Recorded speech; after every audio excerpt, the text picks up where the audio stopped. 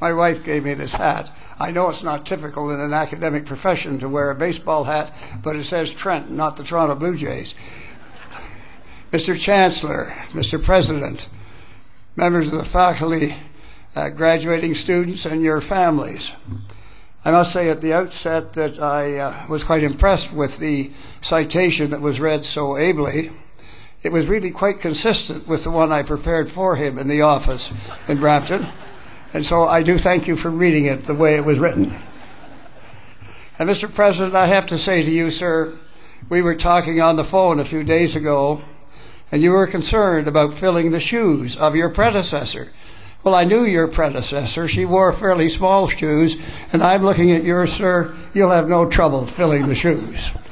I must also say that it's kind of fun to be here to see this group of young people moving forward in their lives.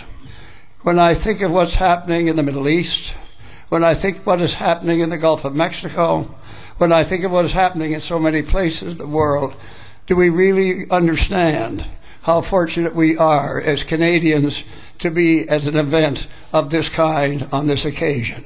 I couldn't help but think about it on my way here today, because I've been to Peterborough before.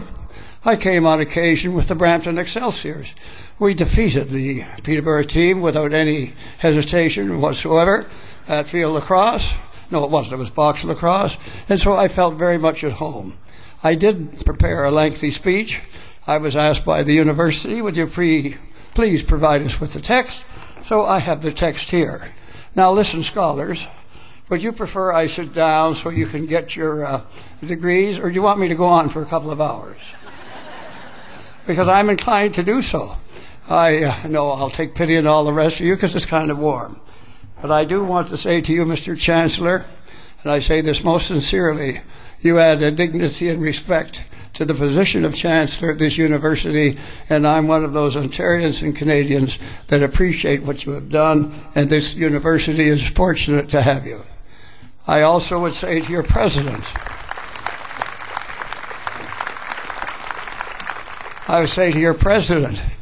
you know, I think you're pretty, I have to hold back a little bit of the judgment for a year or two. No, I'm teasing, Mr. President. You obviously have great skill and determination, and as long as you understand that Peterborough can't become the center of the universe, Brampton still is. Apart from that, sir, I wish you the very best. He's not a bad sort of a person, as a matter of fact. I also, on this occasion, would be remiss if I didn't mention one Tom Simons. I was with Tom when we opened this, I think in roughly 1964, before any of you were born. There was a degree of controversy. You see that bridge there? Started out as an architectural masterpiece. Couldn't get it through the committee. Tom sort of reduced it a bit in scale. We called it a utility corridor, and that bridge wouldn't have been here today if it hadn't been for the creative instincts of Tom Simon and a friend from Brampton who helped to make it understood.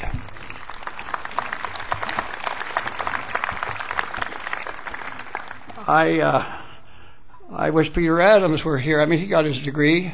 You know, the first will be last, the last shall be first. I'm quite prepared to accept second place. But I was hoping Peter and I could have had 10 minutes each together to convince one another as to the political philosophy, the views they represented. But I wouldn't do this before an audience of this kind. Not much I wouldn't. I have to talk a bit to you about the loyalty of the alumni. There's a young man who used to serve gas at Honey Harbor. That's, a little north of here and a little bit west. And his father was a minister in Port Credit. He went on to become a teacher. He taught at Fesserton. None of you here know where Fesserton is, but it's not far from Wabasheen. But he took his experience from Fesserton to Central Africa.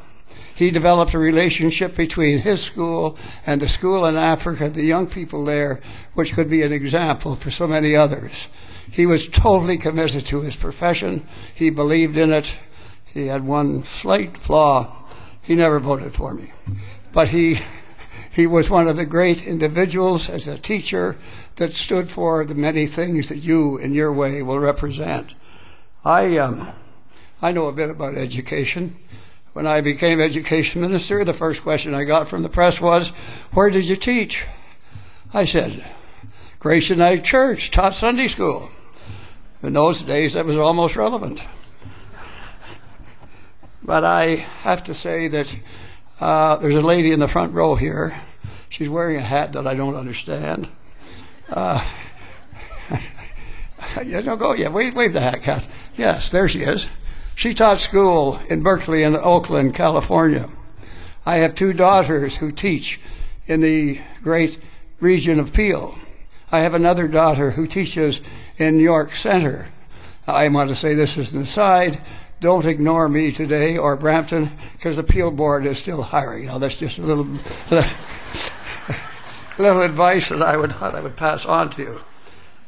I also want you to understand something else.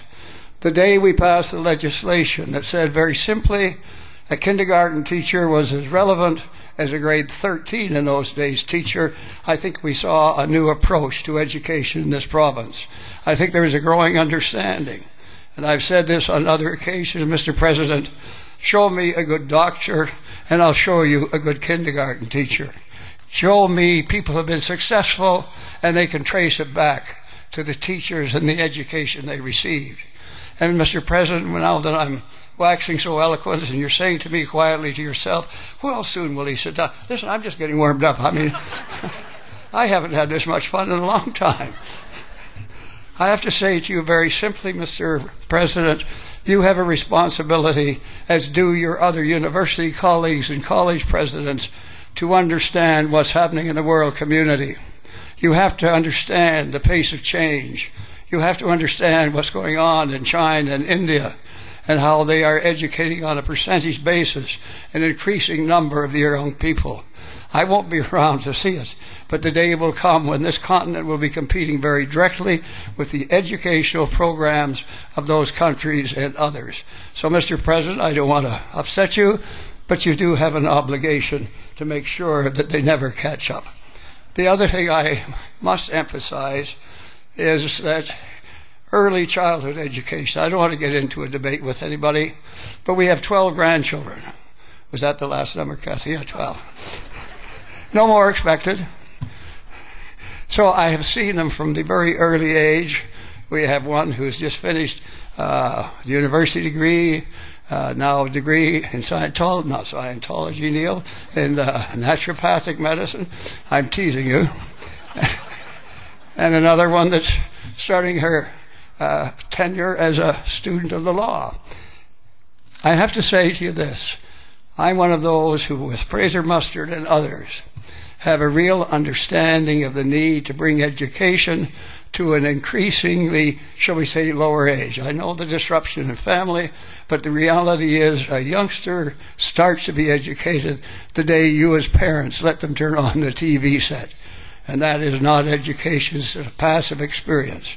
So I'm one of those, Mr. President, if you can encourage the young people who are graduating here today to understand their responsibilities may dip down below kindergarten, that will be a step forward in this province. I'll finalize my observations. I know you're all breathing a sigh of relief, but as I say, I'm enjoying it. I want to say to you young people here, you're here in great numbers. The only thing I've always had difficulty, I say this to the men in the class, why you let the women outnumber you by such great percentages, I don't understand, but nonetheless they do. There are very few professions that have greater responsibility to the future of this province and this country than you as members of the teaching profession. You will determine the quality of education in this province. You will determine in some respects our economic growth, our social growth, and the sensitivity we must have for one another. So I congratulate all of you. You're kind of lucky. I hope you know it. You're fortunate in the education you received. It's now your responsibility to impart that to others. To you, Mr. Chancellor, Mr. President, thank you for tolerating my brief observations, but I've thoroughly enjoyed it. You'll probably never invite me back again, but I may come anyway. Thank you very much.